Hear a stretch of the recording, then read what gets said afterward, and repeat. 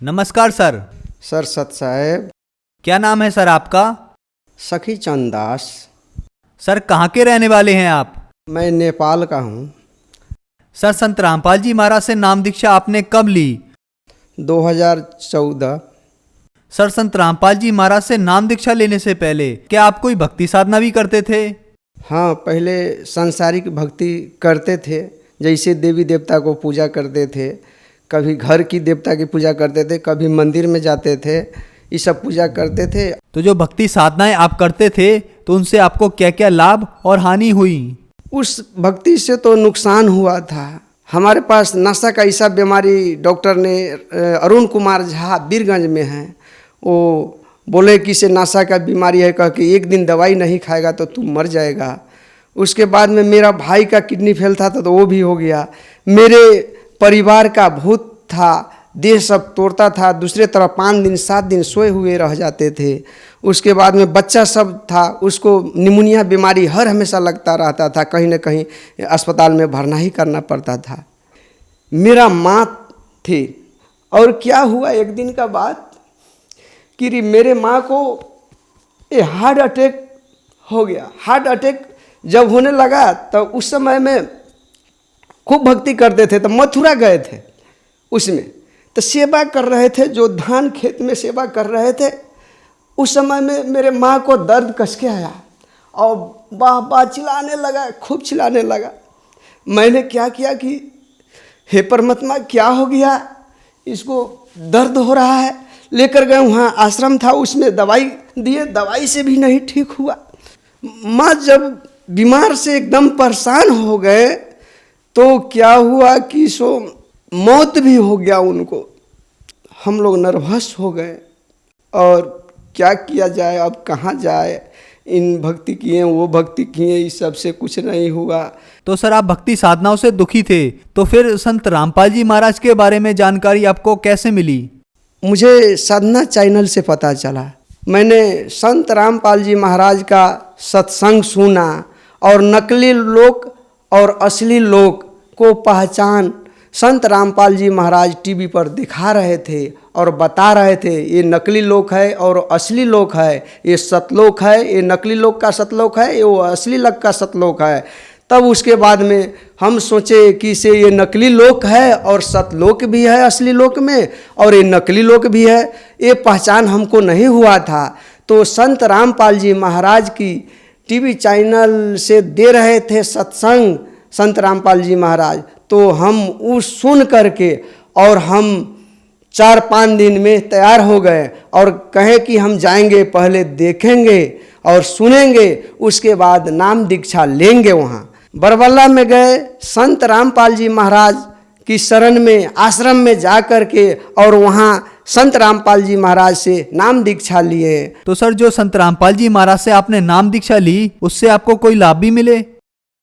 लाभ तो सबसे प्रथम शुरू मेरे शरीर में जो बीमारी था, जो कि डॉक्टर भी हार गया था और भूत प्रेत झाड़ने वाला सब भक्ता सब हार गया था, झाड़ फूक करने वाला, तब संत रामपाल जी महाराज के शरण में जब गए और आशीर्वाद दिए, और उसी समय में क्षण भर में हमारा पूरा एकदम शरीर जो था एकदम हल्का फुल्का, जो कि कभी नहीं था हमारे शरीर में, जैसा हो गया एकदम। उसी जगह हम दवाई सवाई सब फेंक दिए और आज तक हम दवाई नहीं खाए हैं।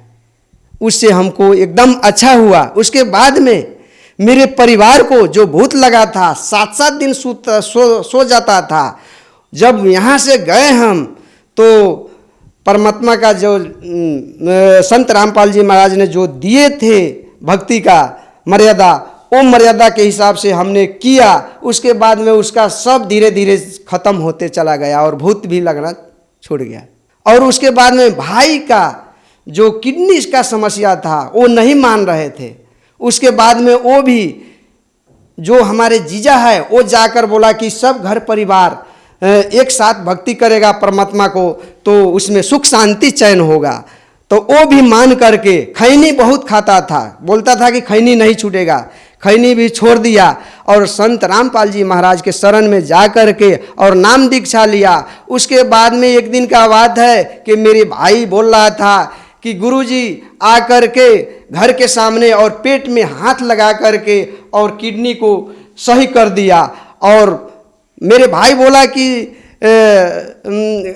गुरुदेव मुझे ऐसा बीमारी है, परमात्मा संत रामपाल जी महाराज को बोले कि ऐसा ऐसा होता है, हमको पेट दुखता है, बहुत कष्ट करके दुखता है, कितने दवाई कर लिए ठीक नहीं होता है। तो मालिक संत रामपाल जी महाराज ने उनको निकाला और उस दिन से आज तक एकदम ठीक है।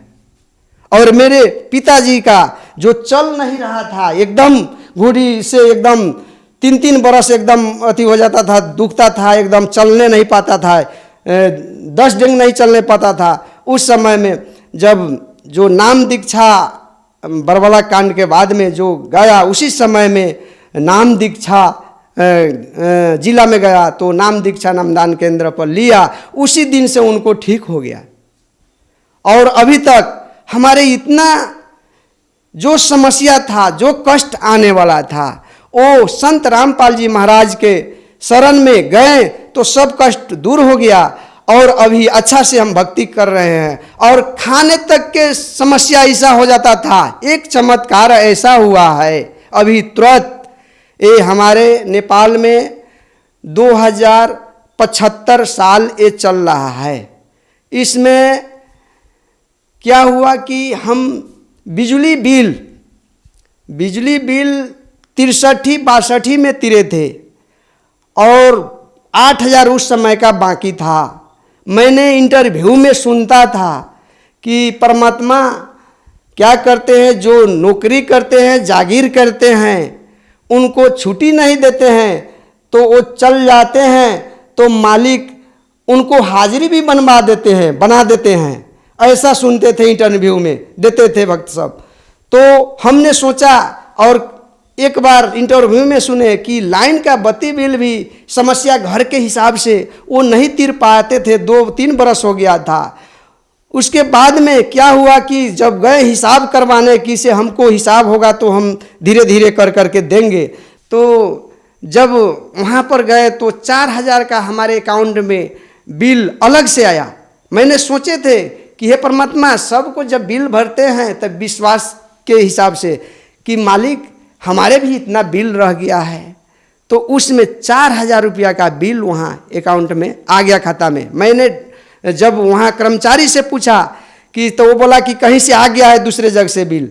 हम कहे कि दिखाओ किस खाता से आया है, उसका नंबर दो, हमको इसे रखने का ज़रूरत नहीं है। तो बोला कि खाता का नंबर ही नहीं है, लेकिन इस 75 साल में आ गया, जो कि हम 62-63 में तिरे थे, उसमें 8,000 का बिल था। तो हम सोचे थे कि बहुत पैसा हो गया होगा, लेकिन परमात्मा ने दया कर दिए कि 4,000 का बिल भी आया और 36,000 रुपया मात्र बिल हुआ था, उसमें भी घटा करके परमात्मा की दया हो के 19,000 मात्र कर दिया। सर, संत रामपाल जी महाराज से नाम दीक्षा लेने के बाद आपको बहुत सारे लाभ मिले, तो जो श्रद्धालु आज आपको सुन रहे हैं, आप उन्हें क्या संदेश देना चाहेंगे? हम तो अर्जी कर सकते हैं, करना तो उन्हीं को है। संत रामपाल जी महाराज ये मानव के रूप में आप देख रहे हैं, वो मानव नहीं है, परमात्मा है। परमात्मा आए हैं, गीता में भी कहते हैं तत्वदर्शी संत के शरण में जाओ। आज तक वो तत्वदर्शी संत है तो रामपाल जी महाराज है, वही परमात्मा के रूप में आए हैं, वही संत है और तत्वदर्शी संत है। उनके सामने आकर और दीक्षा प्राप्त कीजिए। धन्यवाद सर। सत साहिब।